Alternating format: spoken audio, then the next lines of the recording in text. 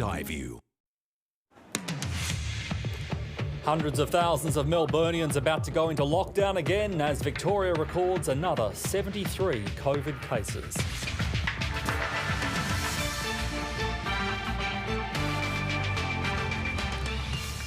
Billions to be spent boosting Australia's military for what the PM says is a poorer and more dangerous world.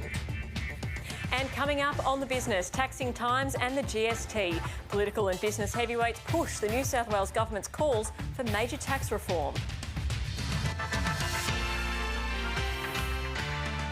Hello, Michael Tetlow with ABC Late News. In just under an hour and a half, hundreds of thousands of Melburnians will be in lockdown again, and the latest coronavirus numbers explain why. Victoria has had 73 new cases, mostly in hotspot areas. Among them are healthcare workers, students and teachers. From midnight tonight, these workers can still do their job even if they're from a hotspot area, but they can't go for a knock-off drink next door. Doesn't mean you can be going to restaurants, doesn't mean you can be going to the pub. That's not part of your work. Residents in 10 postcodes covering 36 suburbs in Melbourne's inner north and west are just hours away from going back to stage 3 restrictions for at least 4 weeks. The only reasons to leave home in a locked down area are for work and school, care and caregiving, exercise and buying essentials. If you leave the zone, the rules still follow you. You can't go to a gym, cafe or social gathering outside your zone, and outsiders should avoid going in for anything non-essential. Disappointing, sad. It's something we've got to do as a community to get on top of this. I'm on the border of the lockdown suburb, so I'm really not sure what I'm allowed to do. This is a legally enforceable lockdown and you need to have the most certain lines on the map. People know which postcode they live in. There can be no confusion about that. More than 20,000 tests were conducted yesterday in Victoria on day 6 of the suburban testing blitz, but 10% of people have refused to do them. 12 new testing sites will be rolled out in the locked down areas. The Premier Daniel Andrews has again come under fire for his handling of the state's quarantine hotels after genomic testing data revealed a huge amount of the state's recent cases can be traced back to security guards breaching hygiene protocols. There's been a failure at that quarantine, clearly, in Victoria. We absolutely need to learn the lessons of that. At least a significant number of these new cases can be traced back to those breaches. Now we have to take the action that's critically important. I don't want to have to shut down any more postcodes. That will depend on people following the rules. Bridget Rollison, ABC News, Melbourne. Scott Morrison's ordering tens of billions of dollars worth of weaponry to sharpen the Defence Force's teeth in a world he predicts will become poorer and more dangerous. The biggest threat is posed by China, with the Prime Minister comparing the build-up of pressures to the descent into World War II. Here's political editor Andrew Probyn. Mighty tough, able to withstand attack. Welcome to the boxer. Yes. Scott Morrison's upping Australia's defences while commanding the armed forces to be more assertive, albeit in increasingly uncertain times. The risk of miscalculation and even conflict is heightening. Shape, deter, respond is the new catchphrase, a reshaping of priorities pummeled by a pandemic. A post-COVID world that is poorer, that is more dangerous and that is more disorderly. A 10-year, $270 billion defence spend, giving the ADF more potent strike capacity over longer distances, at sea, in the air and on land, along with a greater focus on new domains of cyber and space. Australia will buy long-range anti-ship missiles from the US, with billions to be spent developing hypersonic weapons. A network of undersea surveillance sensors underscoring a new emphasis on Australia's own backyard. The Indo-Pacific is the epicentre of rising strategic competition. The reason? China. Beijing's expansionism in the South China Sea, its nationalistic assertiveness under Xi Jinping. But in the midst of the COVID-induced world recession, the Prime Minister sees a historic comparison. When the global and regional order collapsed in the 1930s and 1940s. That is a sobering thought. The person who raises Nazis loses the debate. I think that quite often that is the case. If you look at the behaviour of China annexing territories, suppressing minorities, you know, there's an echo of history that we can't ignore. Beijing will more than bristle at the comparison between China's rise and fascist Germany. It won't have missed Scott Morrison's alignment of his regional diplomatic focus and the defence effort. The PM's Pacific step-up now comes with military backup. So if our part of the world is the epicentre of a strategic wrestle between China and the United States, Australia will be in the thick of it. Andrew Probyn, ABC News, Canberra. The institutions that have refused to sign up to the National Redress scheme for child sex abuse survivors will be stripped of Commonwealth funding. The government has named and shamed 6 groups: the Australian Air League, Boys Brigade New South Wales, Fairbridge Restored Limited, Lakes Entrance Pony Club, Jehovah's Witnesses and Kenja Communications. Their refusal to sign up means dozens of survivors can't have their applications for compensation assessed or processed. I'm tremendously disappointed for the 55 applications that are against these 6 organisations, and I think, you know, today we have to acknowledge that it's a very dark day for those 55 people. Late today, one of the groups, Australian Air League, announced it would reverse its decision and join the scheme. More than 220 non-government institutions have so far signed up. Sydney Police have arrested Guy Sebastian's former manager, accused of defrauding the singer of more than $1 million. Officers began investigating the claims early last month and tonight arrested the 47-year-old celebrity manager at his Bondi home. Titus Day is accused of stealing the $1 million over a 7-year period. He's been taken to Waverley Police Station. The federal government has revealed how it will spend the first round of its $5 billion Future Drought Fund. It's designed to help farmers better prepare for dry times. The drought is far from over on Oliver Kay's farm in southeast New South Wales, but he's not too worried. We like to whinge to the media, but when we're talking amongst ourselves, we're always in high spirits. He's surviving because he spends a lot of time researching, planning and weighing up risks.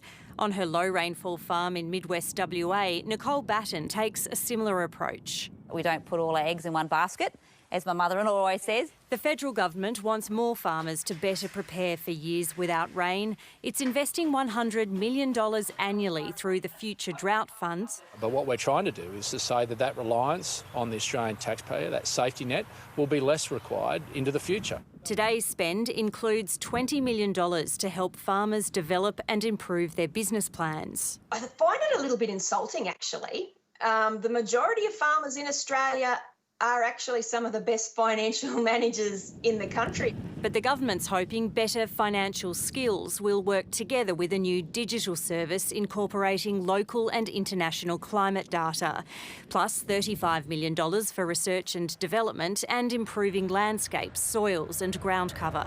I think the climate data information is a really good policy, and those are the sorts of policies where individual businesses can't spend that money themselves. The government consulted farmers and rural communities on how the money should be spent, and while some are disappointed there isn't money in the fund this year for large-scale projects like dams, the forward-thinking approach to drought policy has been relatively well received. Lucy Barber, ABC News. Bunnings is removing Victorian native timber products from its shelves after a court found it was illegally felled. The hardware chain says it has zero tolerance for illegal timber operations. Victoria's timber industry is already under pressure from bushfires and the Andrews government's decision to close the sector by 2030. After decades of mismanagement and successive bushfire events, the forests cannot continue to supply large volumes of wood anymore. And now we know that the industry cannot supply these volumes of wood legally. Vic Forest says the Bunnings decision will cost 170 jobs and it will appeal the ruling. Hong Kong police have made their first arrests under a controversial new national security law. One man was holding an independence flag, one of a number of now criminal acts that could see activists jailed for life. From Beijing, here's China correspondent Bill Birtles. Defying the chill, On a day when huge numbers traditionally take to the streets to mark the British handover of power, thousands still risked it. Protesters opposing the new law and Communist Party rule now potentially breaching state subversion clauses in laws unveiled in the dead of night. Because the national security law is so broad that, like, whatever you do, you'll be charged. Police banned rallies today due to social distancing, but Hong Kong's government says protests will still be allowed if they adhere to the law. A flag-raising ceremony to mark 23 years of Chinese government rule struck a tone of celebration, with the city's Beijing-backed leader Carrie Lam toasting to a new era.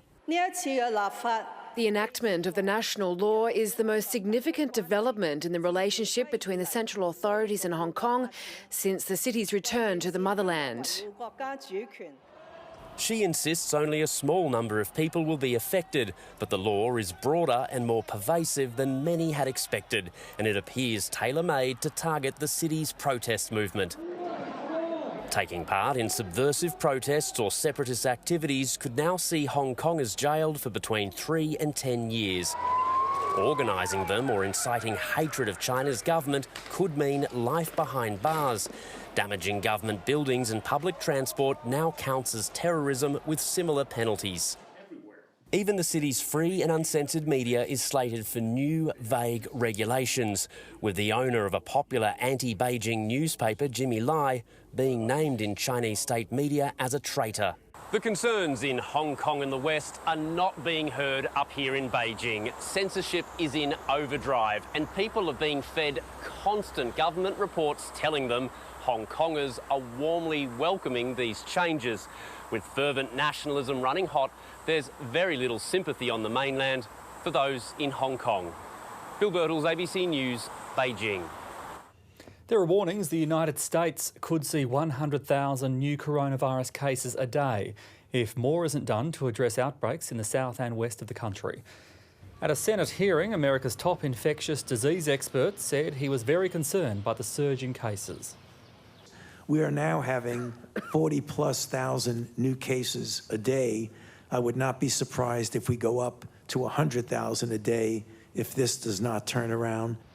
Officials fear Independence Day parties this weekend could cause the coronavirus to spread even more rapidly.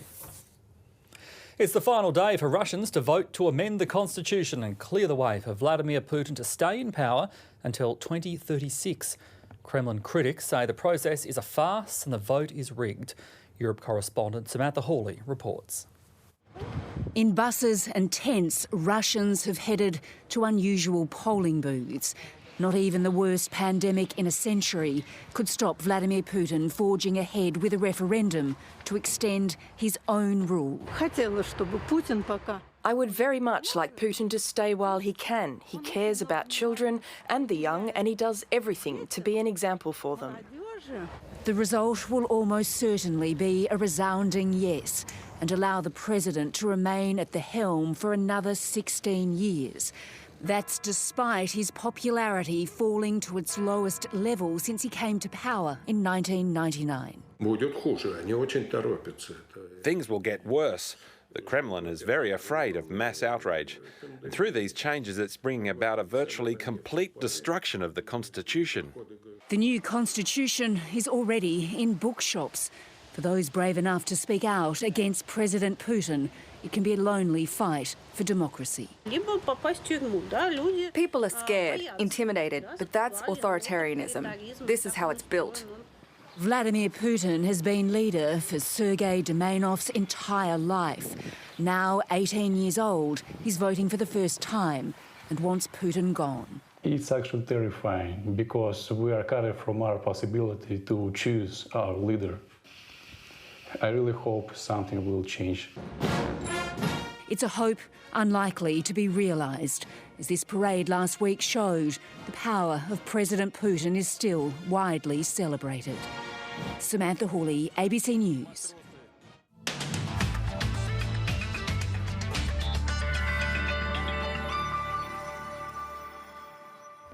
A shower or two and 14 in Melbourne, showers as well for Hobart, Adelaide and Canberra, windy and 23 degrees in Sydney, partly cloudy, and 24 in Brisbane.